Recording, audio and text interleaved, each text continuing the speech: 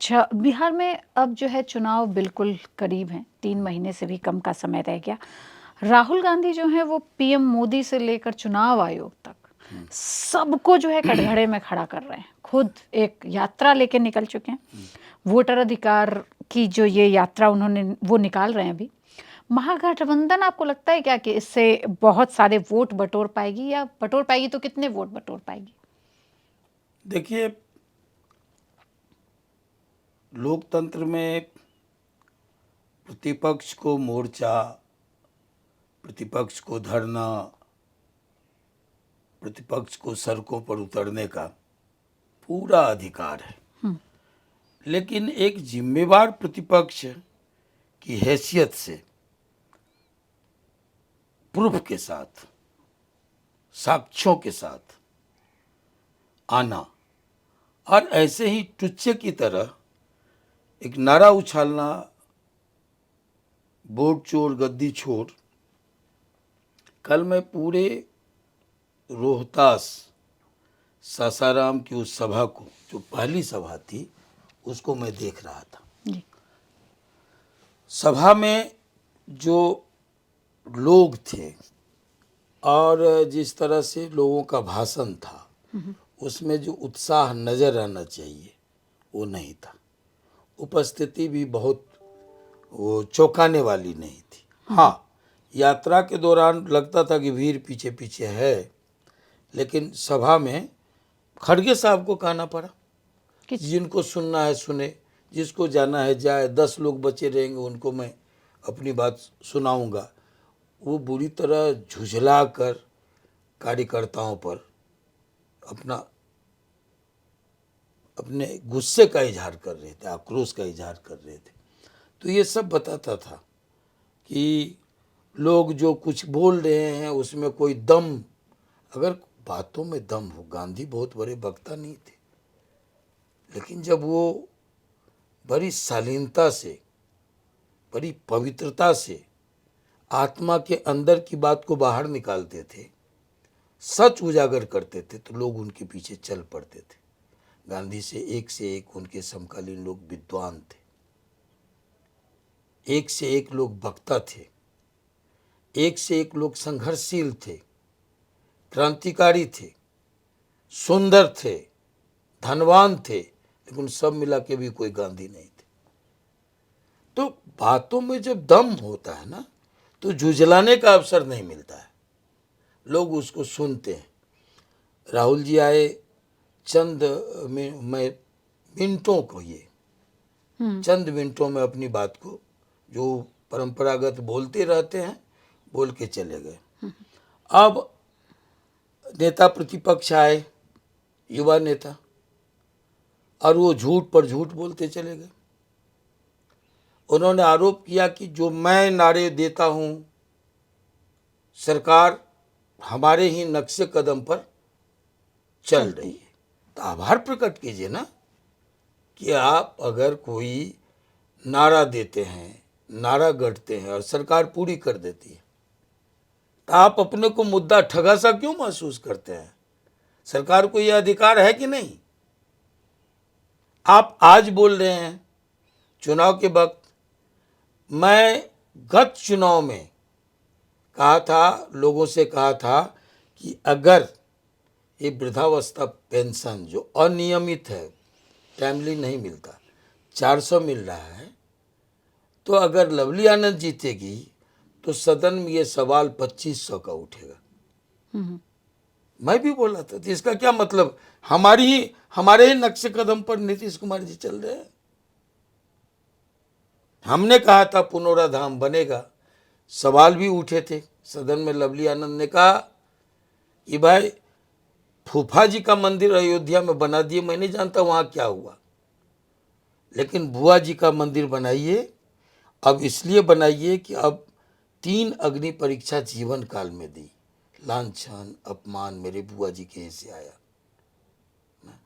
अब और अपमान बर्दाश्त नहीं, और लांछन बर्दाश्त नहीं, और उपेक्षा बर्दाश्त। लोकसभा का भाषण है कि आप जिसको तिरहुत कहते हैं, वाल्मीकि रामायण से लेकर और तुलसीकृत रामायण तक, ये तिरहुत ही मूल मिथिला है।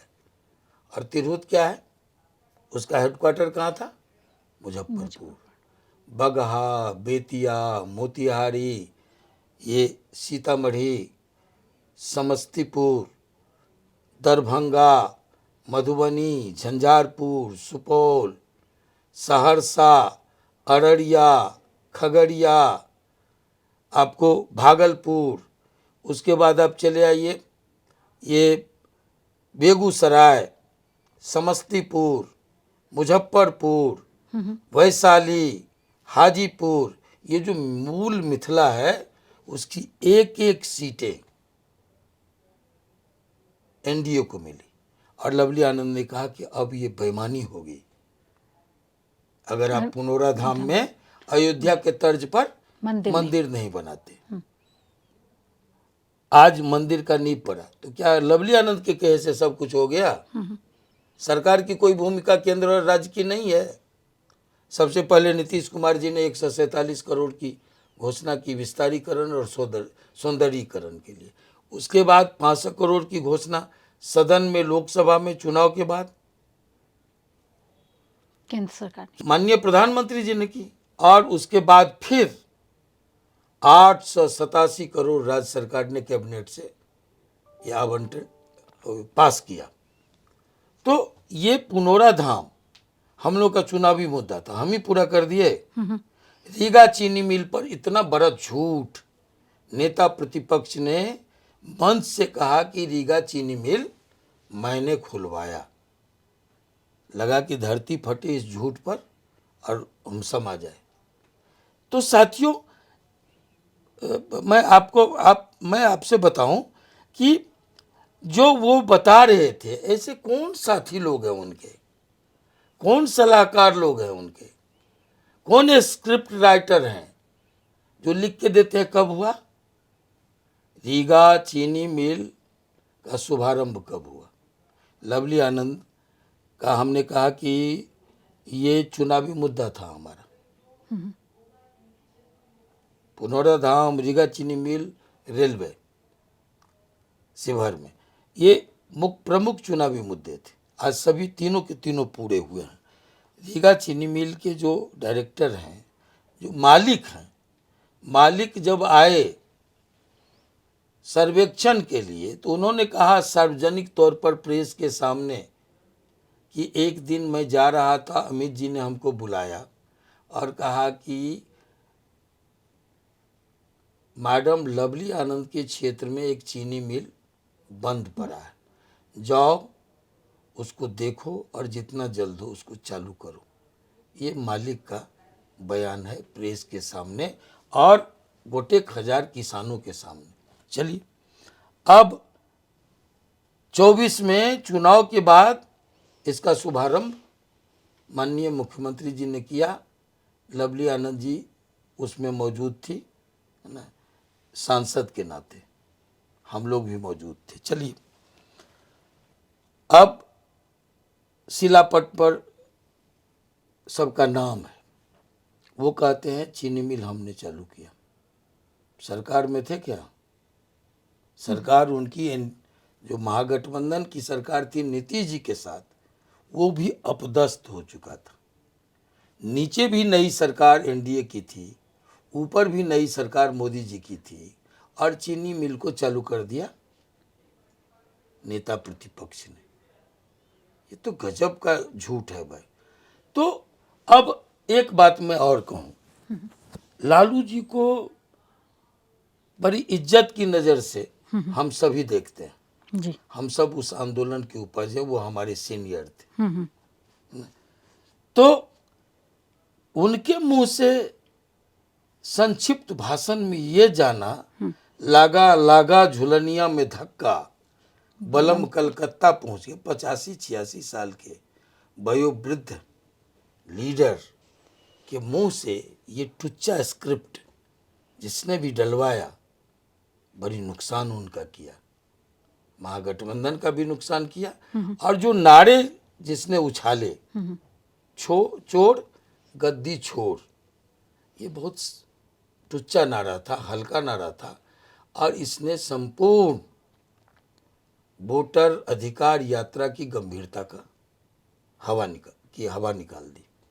तो आपको लग रहा है कि जो ये एकजुटता, जो महागठबंधन एकजुट हो रहा है बिहार चुनाव से पहले, बीच बीच में खटपट की खबरें आती हैं, लेकिन अब फिर से स्वाभाविक एकजुट है ना? स्वाभाविक है, हिस्सेदारी को लेकर, हक को लेकर के आपस में ये सब चलते रहते हैं, इधर भी उधर भी चलते रहेंगे।